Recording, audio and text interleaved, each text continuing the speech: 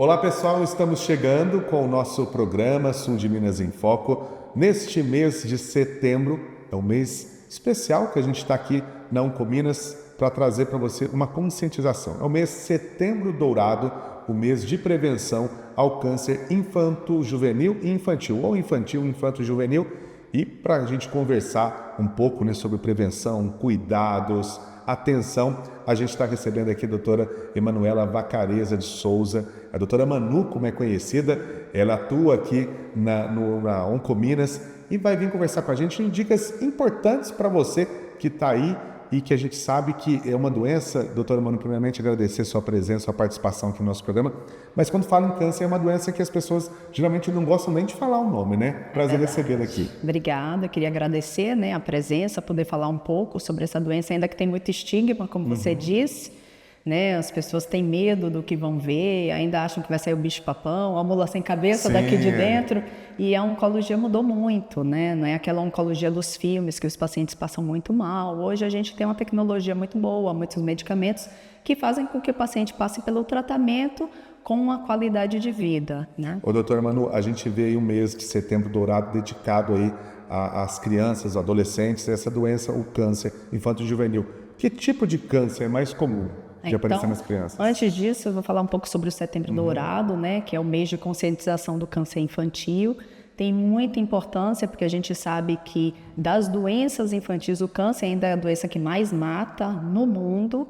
Então, a gente quer melhorar essa estatística, porque a gente ainda tem uma estatística muito baixa desses pacientes. E qual que é a ideia desse mês? É a gente conscientizar a população como um todo, os profissionais de saúde, os pais, as escolas, que a gente tem uma doença aí muito grave, que tem uma chance de cura muito alta, desde que a gente faça um diagnóstico precoce. Isso vai aumentar aí a taxa de cura em 80% com uma qualidade de vida do paciente, né?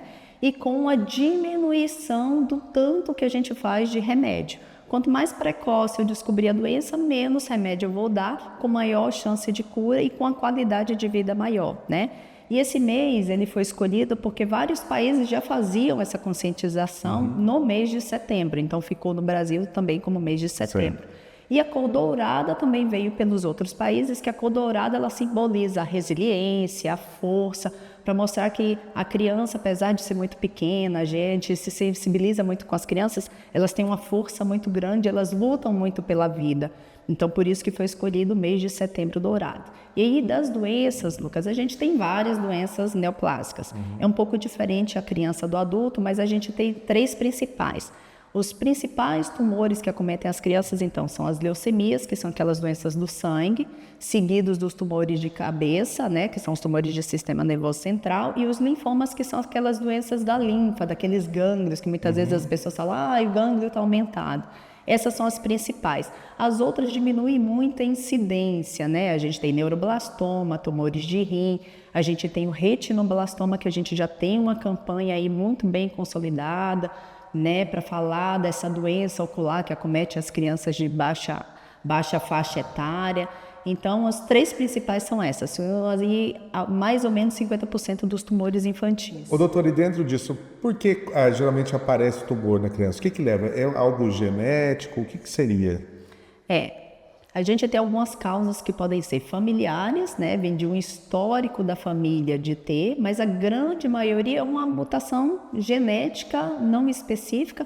As células se multiplicam e o organismo não entende que aquelas células doentes, por que elas estão se multiplicando e por que elas se assemelham às células comuns. Então, aquelas células anormais vão replicando e o corpo entende aquilo como normal até ela acometer algum órgão, alguma região, né? Mas a maioria das doenças, elas não têm uma causa específica. E geralmente, como é que o pai ali, ou o próprio adolescente, ele percebe que tem alguma coisa errada no organismo? Essa é a pergunta que eu recebo na maioria das vezes, né? A doença oncológica infantil, ela não tem sinais e sintomas muito específicos, são sinais e sintomas de qualquer doença. Por isso que a gente fala que a gente tem que conscientizar muito a população e os profissionais de qualquer sintoma que seja mais persistente e duradouro, esses chamam mais atenção. Então, os sintomas mais comuns, os sinais e sintomas que os pais mais queixam, que a gente vê mais, são febre persistente, mas não é aquela febre que apareceu 1, 2 dias e sumiu.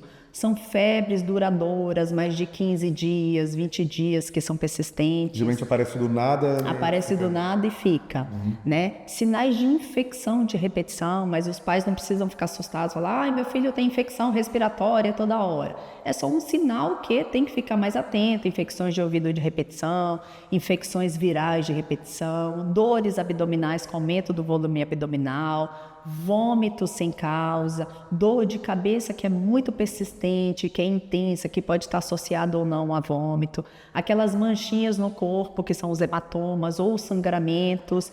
Então, são sinais e sintomas que sejam persistentes, que aparecem do nada, que a criança não tinha, que mudou a característica da criança, ela está ficando mais prostrada, está ficando mais amuada, está passando muito no médico, não significa que seja uma doença oncológica, porque não é a doença mais comum na infância. Às vezes tem virose, muita virose. Muitas coisas, mas significa que a gente tem que dar uma atenção. E aqueles gânglios que aparecem, que são as causas mais comuns que a gente recebe no consultório, e gânglio na criança, qualquer processo infeccioso, inflamatório pode dar, mas chama atenção se vão aumentando de tamanho e de número. Doutora, você cuida aí dessas crianças, né, que estão passando por esse momento, né? E o que você traz de experiência da sua vivência na medicina dentro dessa área oncológica com as crianças? A dificuldade é maior ou é menor na hora de lidar o tratamento? Na verdade, quando a gente lida com criança e adolescente, a gente não lida só com eles, a gente lida com toda uma família, né? Que está sensibilizada com aquele fato. Mas a criança, Lucas, todo mundo me pergunta, nossa, trabalhar com criança é muito difícil. Eu falo que eu acho muito mais fácil do que com adulto. Porque o adulto já tem as sensibilizações do dia a dia, as doenças que vêm do dia a dia, né? Já vem com aqueles sinais psicológicos que ele já tem, de traumas, medos e etc. A criança é um ser que é mais ingênuo, né? Ele vem pra gente com a doença, a criança chora na hora que você está mexendo com ela, que ela está incomodada, e ao mesmo tempo ela te abraça, ela te dá carinho. Então a criança, o retorno que a gente tem é diferente de um adulto, que a criança, na hora que você está fazendo qualquer procedimento, ela chora, ela fica brava, ela fica irritada, e ao mesmo tempo ela fica feliz logo depois quando você brinca com ela, né? A criança, elas são muito sensíveis, os pacientes oncológicos eles são muito sensíveis e eles amadurecem muito rápido. Eles passam pela doença de uma forma assim, que é muito bonita, né? Toda a tragédia familiar, que é a doença oncológica, o medo, tudo isso, mas a criança passa de uma forma muito amena e bonita. Ela passa pelo processo de sofrimento, de furar, de ficar vindo na clínica o tempo inteiro, de ter que ficar fazendo exame, mas ao mesmo tempo ela vem com aquele olhar doce, com aquela alegria de ver. Quando ela é acolhida aqui na clínica, eu falo que a gente tem uma clínica que é muito importante nessa questão do cuidado, ou combina assim toda essa preocupação com o acolhimento da família. Então as famílias se sentem acolhidas, as crianças chegam aqui com alegria, só ficam bravas na hora de furar, como qualquer pessoa, ninguém gosta, né? Então a experiência com criança eu acho que é muito bonito, eu gosto muito, eu acho que a criança traz um retorno e nos ensina cada dia a ser melhor e fazer melhor por elas, né? E dentro desse contexto, doutora Manu, a gente tem a Oncominas realizando essa conscientização importante do Setembro Dourado, né? É importante que os pais, ou até mesmo os adolescentes que estão acompanhando hoje esse nosso bate-papo, fiquem atentos para esses sintomas e, como diz a gente fala antes, é melhor prevenir do que remediar, né? Sim, a gente fala que a prevenção é a chave da doença oncológica. Então, na oncologia, a gente trabalha muito com a prevenção. E qual que é a prevenção? É você perceber qualquer sinal e sintoma, qualquer alteração nas crianças e buscar o pediatra, que é a primeira pessoa que vai estar presente na vida da criança, para ele fazer uma avaliação. Então eu falo que mãe, ela sabe o que acontece com seu filho, ela sabe se o seu filho está diferente, se ele acordou diferente. Então é ela que nos conta o que a gente tem que avaliar, né? Doutora Manu, para a gente estar encerrando esse nosso quadro, essa nossa entrevista, eu queria que você deixasse uma mensagem para quem está acompanhando a gente hoje da importância do Setembro Dourado e dessa atuação que a Oncominas realiza aqui na nossa região. Então, pessoal, eu queria que vocês pensassem que o Setembro Dourado aí ainda não é uma campanha que está muito divulgada ainda no Brasil. A gente gostaria muito que essa campanha fosse cada vez mais divulgada para a gente conscientizar as pessoas que as crianças tem que ser vista com outro olhar, né? Que a gente tem uma doença que ainda mata um número de crianças muito grande, apesar de ser uma doença que é rara, não é comum na faixa etária. Então, qualquer sinal e sintoma que seja persistente, duradouro, que a criança mude as características ou o comportamento dela do dia a dia, que vocês procurem a assistência, procurem um pediatra ou um clínico para que essa criança seja avaliada, porque o diagnóstico precoce ele salva vidas. O diagnóstico precoce aumenta a taxa de cura, aumenta a condição da criança estar aí brincando e seguir a sua vida, né? Doutora Manu, quero agradecer mais uma vez a sua disponibilidade de estar conversando com a gente hoje aqui, falando desse tema tão importante que é o Setembro Dourado, que com certeza muita gente vai se conscientizar da importância e vai levar esse tema aí para frente, que a gente sabe que as crianças são o futuro e a gente tem que cuidar do futuro, né? Com certeza, eu que agradeço. Acho que a gente tem que ter mais esse olhar. Você, Lucas, a gente já se conhece de um tempo, né? Algumas entrevistas, algumas conversas, eu acho que a gente precisa disso.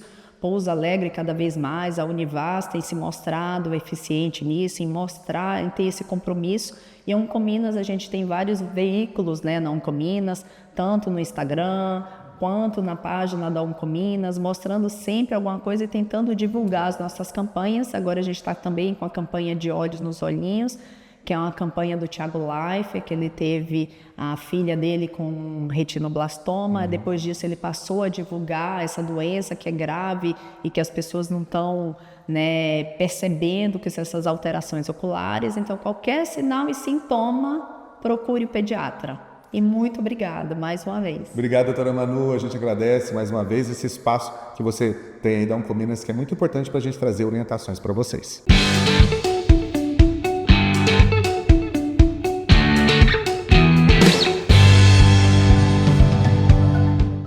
Manutenção preventiva é feita para que a manutenção corretiva não seja necessária.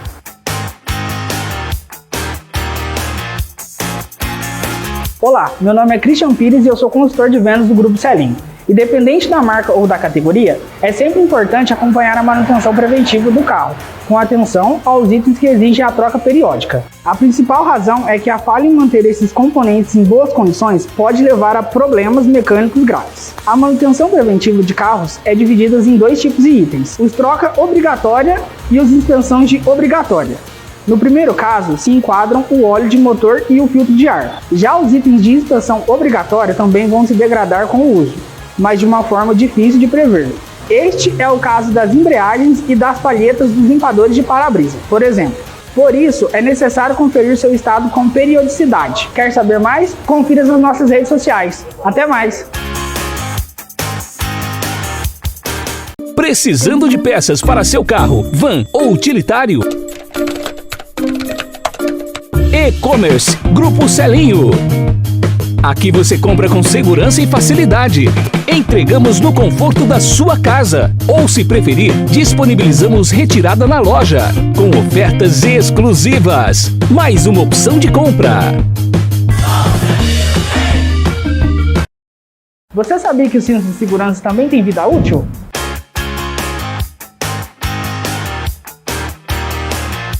Olá, meu nome é Christian Pires e eu sou consultor de vendas do Grupo Selim. O cinto é o principal item de segurança de um veículo e, apesar de ser bastante resistente, é preciso trocá-lo em algumas situações. O cinto de segurança não possui validade. A sua duração é praticamente ilimitada, porém, existem duas exceções. Primeiro, quando ele mesmo manifesta alguns sinais de desgaste, fiaspos e desgaste devido ao tempo. Cabe ao dono do automóvel a decisão de substituí-lo. A segunda exceção é bem objetiva. Quando o cinto de segurança cumpriu sua função de reter o motorista ou passageiros no caso de um impacto. Neste caso, ele deve ser necessariamente substituído. Quer saber mais? Confira nossas redes sociais.